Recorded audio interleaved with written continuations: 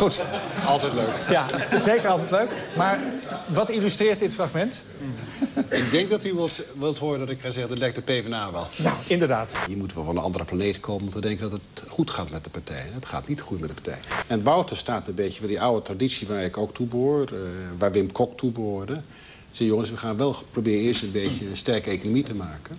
We moeten wel wat koek hebben voordat we die kunnen verdelen. In de fractie lijkt het eerder andersom. Als je altijd dat niet gevoel hebt, dat met het chagrijn meehuilen. En dat vindt u dat Mariette Hamer uitstraalt? De Partij van de Arbeid is algemeen, en met name de fractie. Maar het hoofdprobleem voor de Partij van de Arbeid is dat onze politiek leider, dat is Wouter Bos, die ook het goede beleid voorstaat, die zit daar midden in de storm. Daar proberen de economie te redden. En die is geen partijleider.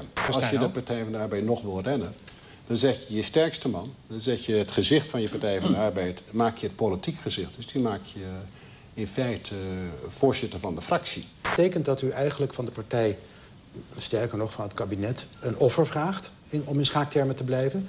Namelijk dat u zegt, Wouter Bos moet gewoon terug naar de fractie. Hij is gekozen als leider. De fractie leiden en iemand anders moet financiën gaan doen. Op een gegeven moment wil je ook verder met lange termijn idealen van de Partij van de Arbeid. Dadelijk moet die koek verdeeld gaan worden. Ik spreek over 4-5 jaar van nu. Dan moet je de fundamenten verleggen. Die heeft Wouter nu gelegd in het kabinet. Maar hij zal het nu wel moeten uitleggen aan de kiezer. Als hij dat niet kan uitleggen, ja, dan ben je als PvdA misschien toch wel een hopeloze zaak. Diederik Samson die noemt het op zijn woorden. Ik zeg het op mijn manier. We gaan praten over de Puttense moordzaak. 23-jarige stewardess Christel Ambrosius wordt op 9 januari 1994 verkracht en vermoord in het huis van haar oma in Putten. Er worden 2 verdachten aangehouden, Herman Dubois en Wilco Fiets. De rechter veroordeelt hen in hoger beroep tot 10 jaar cel. In jarenlange juridische strijd worden de 2 mannen vrijgesproken. Op 20 mei 2008 wordt een nieuwe verdachte aangehouden, Ronald P. Uit onderzoek blijkt dat het DNA van Ronald P. overeenkomt met de sporen die zijn gevonden op het lichaam van Christel. De eis van het OM is 15 jaar. Een van de dingen die aan de orde moest komen was de vraag of er alternatieve scenario's in de zaak aanwezig waren die mogelijk ontlastend zouden kunnen werken voor een cliënt. En een van de scenario's is het scenario dat de broer mogelijk betrokken is. Maar zo zijn er vele scenario's. De justitie heeft ervoor gekozen om uitsluitend mijn cliënt in beeld te brengen en daarbij in ieder geval een aantal andere mogelijke scenario's te veronachtzamen. En het is uiteindelijk het sporenbeeld wat in deze zaak aanwezig is, wat gemaakt heeft dat we ons moesten afvragen: wie zijn verantwoordelijk voor die andere sporen? Denkt u dat de zaak ooit opgelost wordt? In de zin dat er voor iedereen duidelijkheid is? Ik denk dat dat heel erg lastig gaat worden. Ik denk dat die opgelost zou kunnen worden als iemand naar voren stapt en zegt: ik heb het gedaan, en dat vervolgens ook kan bewijzen. Pieter Lakenman en Jelle Hendricks, u komt beide op voor gedupeerden van de DSB-bank, terwijl u toch allebei anders in deze kwestie staat. U bent vandaag blij, denk ik. Ja. Want u heeft een akkoord gesloten met de DSB-bank. U bent eigenlijk ook blij, meneer Lakenman, want eigenlijk ook uw patiënten, om het maar zo te zeggen, uw cliënten zijn gewoon... Nou, ik zou blij zijn geweest als het een regeling was met schadevergoeding. Het is de civiele pendant van afpersing. Dit is gewoon misbruik van omstandigheden. Het allerbelangrijkste dat is dat er binnen een acceptabele periode, spreken uit maximaal 10 jaar, dat er een normalisatie plaats moet vinden van het inkomen ten opzichte van de waarde van de woning, ten opzichte van de hypotheekschuld of de schulden die er binnen een huishouding zijn. Ja.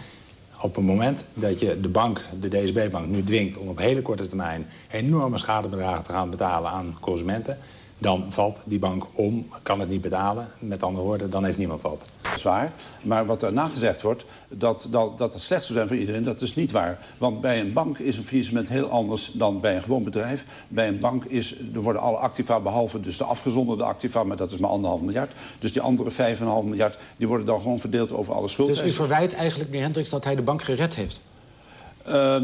Dat op zichzelf is nog niet te verwijten, maar wel dat het ten koste gaat van de slachtoffers van de DSB-bank. Vanavond werd tijdens de uitzending van Nova duidelijk dat Gerard Salm steeds op de hoogte is geweest. Wat betekent dat eigenlijk voor de bestuursvoorzitter van de ABN AMRO?